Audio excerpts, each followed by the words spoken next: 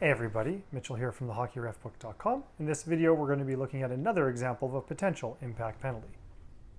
Now there's two questions to ask when defining an impact penalty. First, does the penalty give the arena a clear definition of what is and is not allowed in the game? Second, can the guilty person learn something from this penalty to avoid it in the future?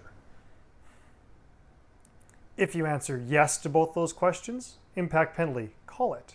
If you answer no to both these questions, not an impact penalty, don't call it.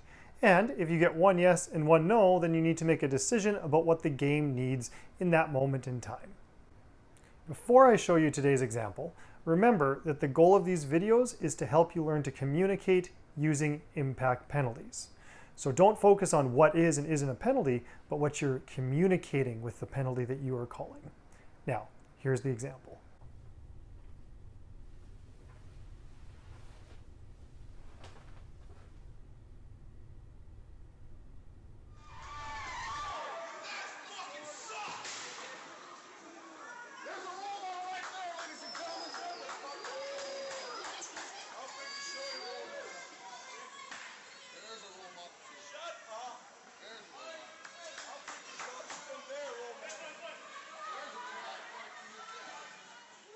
So we have a coach that is yelling loudly, swearing loudly, and they are showing a great deal of maltreatment for the officials. That's what we have. Let's apply our two questions. First, does a penalty here demonstrate to the arena of what is and is not allowed in a game? Yes. Second question, can the guilty party, in this case the coach, change something next time to avoid this penalty? Yes. So we're going to have an impact penalty here that we can call. What are we communicating to the arena by calling this penalty?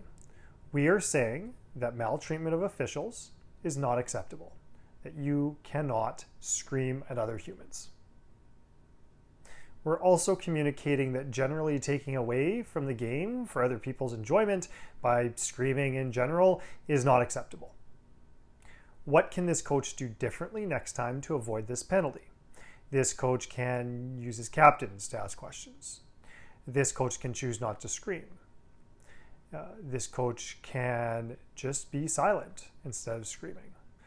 This coach could quickly jot down a question he has and wait for a couple of whistles and then choose to ask a question. There's other things that this coach can do other than screaming across the ice to tell the officials that he disagrees with a call that they made. What happens if we do the opposite? If we do the opposite in the situation and we don't call a penalty, then we're going to be communicating with the arena that yelling at the officials is okay, that taking away from other people's enjoyment of the game is okay. Ultimately, when we think about abuse of officials, maltreatment of officials, as officials, we need to treat it like any other penalty that we would call. So use your rule book and use the penalties and the tools available to you to manage all types of situations, but also to manage maltreatment of officials.